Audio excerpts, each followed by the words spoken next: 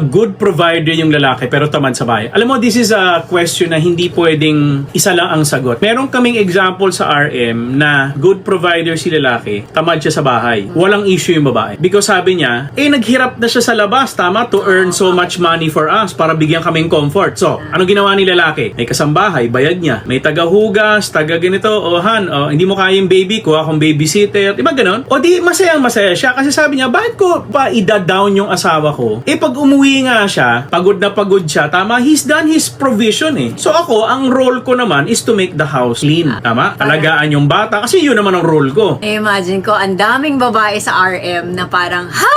Ba't ka nagre-reklamo? Kami nga.